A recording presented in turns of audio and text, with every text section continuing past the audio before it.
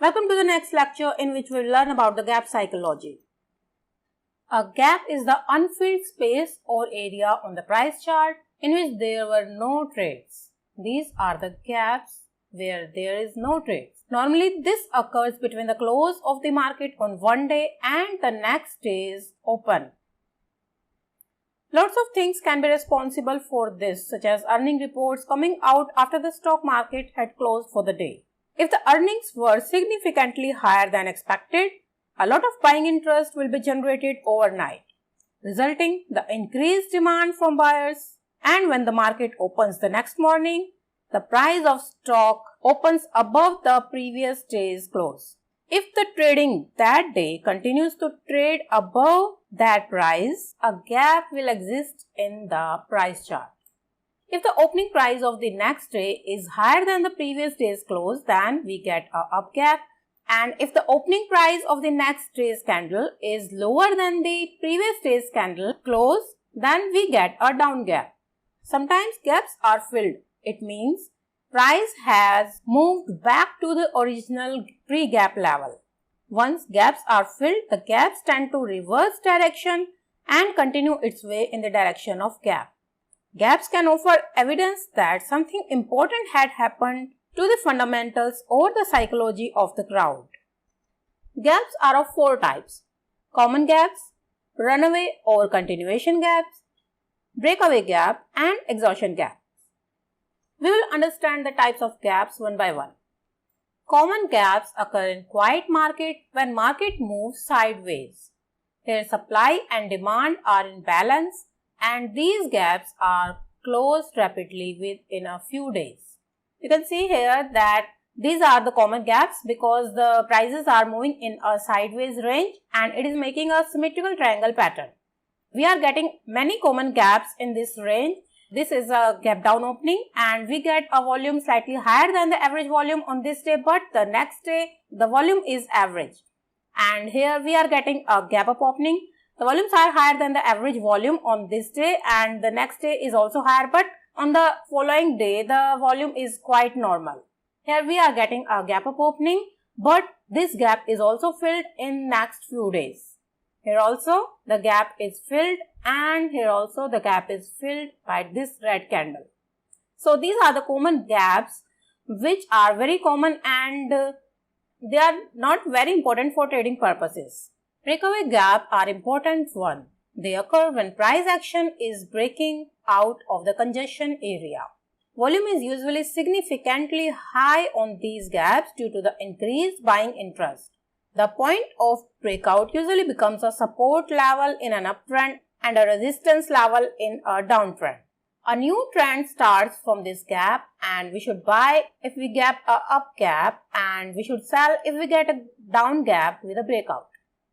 If we get a breakaway gap with any chart pattern, it is better opportunity to trade. For example, in this chart, the prices are making a rectangular pattern and we get a breakout from this pattern. So it is an opportunity to buy here. The prices are taking support on this resistance level for this channel and now a new trend begins from this gap. They are easiest to identify and most profitable to trade. Runaway gap occurs in the middle of the trend and are caused by increased interest in the stock.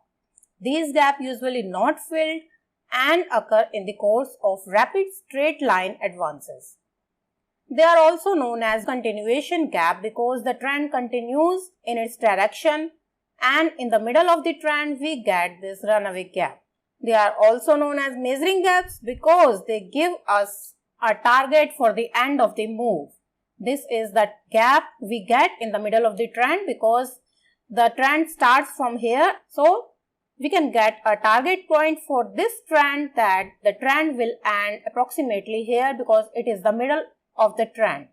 A good uptrend have runaway gaps because caused by significant news events that cause new buying interest in the stock.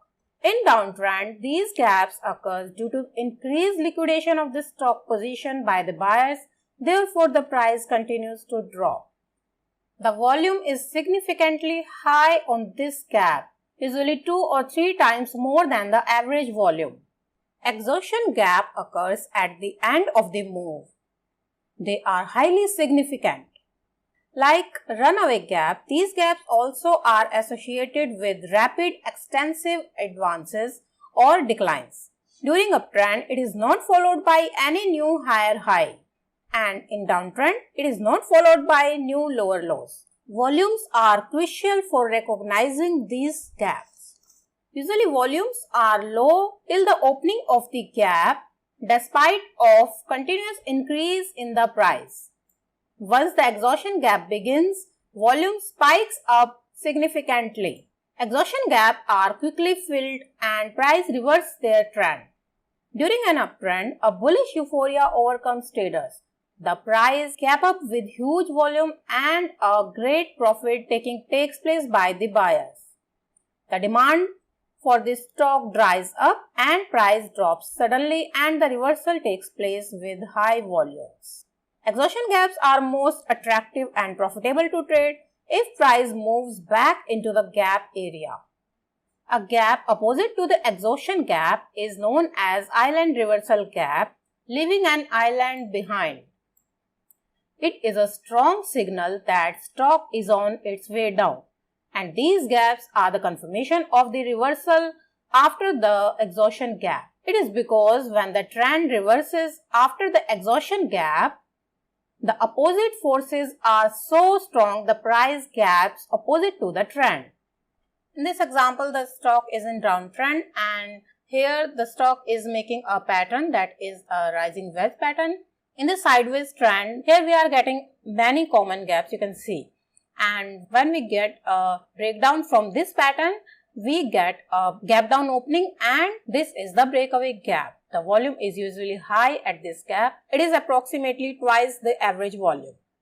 Now this is the runaway gap. It is in the middle of this trend, giving us a target for the end of the move.